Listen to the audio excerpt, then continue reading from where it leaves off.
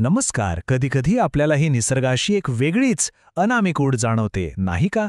Doctor युमा पठाण यांनी त्यांच्या रेशीमबंध या ललित लेखात याच अदृश्य पण अगदी अतूट नात्याचा शोध घेतला आहे. चला तर मग आपणही या सुंदर प्रवासात सामील होऊया. लेखक आपल्याला थेट एका नितांत शांत क्षणात घेऊन जातात. विचार करा, मध्यरात्र उलटून गेली आहे आणि उत्तरार्धीने आकाशात अगदी हळुवारपणे पाऊल टाकलंय. इतकं अलगद की कोणाला त्याची जराही चाहूल लागू नये. पण लेखकाचं संवेदनशील मन ते मात्र ही स्पंदनं अचूक टिपतं. आणि याच शांततेतून एक प्रश्न जन्म घेतो. जेव्हा सगळं जग झोपलेलं असतं तेव्हा हा निसर्ग आपल्याशी कसा संवाद साधत असेल? खरं तर हाच या लेखाचा गाभा आहे. निसर्गाची ही मुकी भाषा समजून घेण्याचा एक प्रामाणिक प्रयत्न. तर निसर्गाची ही भाषा ऐकण्यासाठी लेखक आपल्याला घेऊन जातात मध्यरात्रीच्या एका अनोख्या अनुभवावर.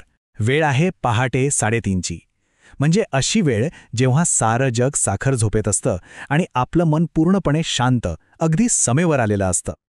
लेखक खिडकीतून बाहेर पाहतायत तर त्यांना काय दिसतं?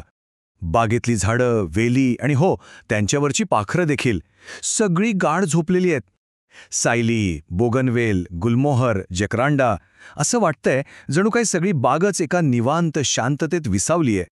ही निवांत शांतता अनुभवतानाच लेखकाच्या मनात एक खूप खोल विचार येतो. ही जी एक अदृश्य ओढ त्यांना जाणवते ना, त्याबद्दल ते स्वतःलाच एक प्रश्न विचारतात. आणि तो प्रश्न आहे, या साऱ्यांमध्ये आणि माझ्यामध्ये असं कोणतं बरं नातं आहे? या झाडांना, या वेलींना, ह्या पाखरांना भेटण्याची एवढी आस माझ्या मनाला का लागून राहिली आहे? काय आहे हे नातं? याच नात्याला लेखक रेशीमबंध असं एक खूप सुंदर नाव देतात. हे केवळ एक नातं नाही, तर हा एक आदिम, रुजू स्नेहबंध आहे. म्हणजे माणूस आणि निसर्ग यांच्यात युगानुयुगांपासून अस्तित्वात असलेला एक अगदी हळुवार, रेशमी धागा. आणि गंमत म्हणजे हे नातं फक्त झाडावेलींपुरतं मर्यादित नाही. लेखक आपल्याला या नात्याचा एक आणखी सुंदर पैलू दाखवतात. आणि तो म्हणजे एका लहान मुलाची निरागसता. जशी ओढ त्यांना आपल्या बागेतली झाडं जागी होण्याची लागलेली असते ना, अगदी तशीच ओढ त्यांना आपली लहानगी नात अल्विशा हिच्यासाठीही वाटते, की ती कधी उठेल आणि खुदकन हसून आपल्याकडे झेपावेल असं त्यांना सतत वाटत राहतं. जरा कल्पना करा, एका बाजूला अल्विशाच्या झोपेतील निरागस शांतता आणि दुसऱ्या बाजूला उत्तर रात्रीची ती निवांत नीरवता. लेखक म्हणतात, या दोन्हीत किती आश्चर्यकारक साम्य आहे, नाही? जणू काही निसर्ग आणि मानव हे एकाच अस्तित्वाचे दोन अविभाज्य घटक आहेत. चला, आता रात्रीच्या शांततेतून आपण हळूहळू पहाटेच्या किलबिलाटाकडे वळूया. सकाळची चाहूल लागताच निसर्गात जे पहिलं गाणं घुमतं ते असतं पक्ष्यांचं. बागेत सगळ्यात आधी जाग येते ती गुलमोहराच्या आणि जॅकरंडाच्या झाडांवर घरटी करून राहिलेल्या त्या इवल्या इवल्या पाखरांना. ती हळूच आपले डोळे किलकिले करतात आणि पहाटेच्या प्रकाश किरणांना जणू काही खुणावताय. आणि यातली सगळ्यात सुंदर कल्पना काय माहितीये? असं वाटतं की पहाट जणू त्यांचीच वाट पाहतीये. लेखक म्हणतात, पहाटच त्या पाखरांना विचारत असते, मी येऊ का तुम्हाला भेटायला? आणि जोपर्यंत ती पाखरं पंख फडफडवत नाहीत तोपर्यंत पहाट आकाशात येतच नाही. किती तरळ आणि सुंदर कल्पना आहे ही. त्यांचा हा चिवचिवाट सुरुवातीला अगदी मंद असतो, एखाद्या कुजबुजीसारखा. पण जसजशी पहाट उजाडते तसतसा तो आवाज वाढत जातो. आणि मग त्या चिवचिवाटाचा जणू एक उत्सवच सुरू होतो.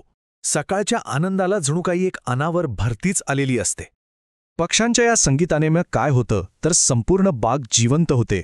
प्रत्येक पान आणि प्रत्येक फूल नव्या दिवसाचं स्वागत करायला अगदी सज्ज होतं.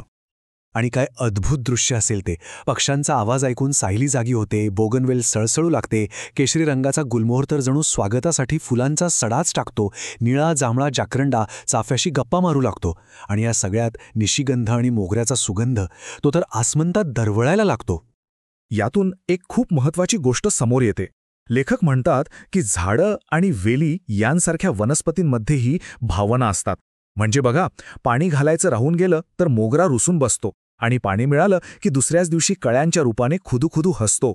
ते आपल्या प्रेमाची परतफेड फुलांनी आणि सुगंधाने करतात.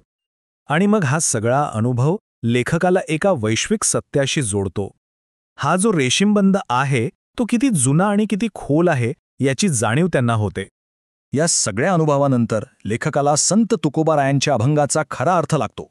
वृक्षवल्ली आम्हा सोयरीन वनचरे. म्हणजे ही झाडं, वेली आणि वनचर हे आपले नातेवाईकच आहेत. हा केवळ एक विचार नाहीये, तर हा एक अनुभव आहे, एक जाणीव आहे. आणि तेव्हाच त्यांना याची अगदी उत्कटतेने जाणीव होते की हे जे रेशीम बंध आहेत ना, ते आजकालचे नाही आहेत. ते आदिम आहेत, युगानुयुगांचे आहेत. हा आपल्या अस्तित्वाचाच एक अविभाज्य भाग आहे. आणि शेवटी लेखक आपल्याला एका विचार करायला लावणाऱ्या प्रश्नासोबत सोडून जातात की जर असं नसतं तर आपल्याला त्यांची आणि त्यांना आपली एवढी अनिवार्य ओढ का बरं लागली असती? कदाचित हाच तो रेशीम बंध आहे जो आपल्या प्रत्येकाला निसर्गाशी जोडतो. कधी जाणवला आहे का हा बंध? www.testwiser.com. Testwiser is a digital learning platform designed for students to prepare for board and competitive exams, offering chapter-wise tests and full-length mock tests. Study material like video, PDF notes, DPP, MCQ, theory, and most important, Maharashtra engineering admission counseling across multiple domains.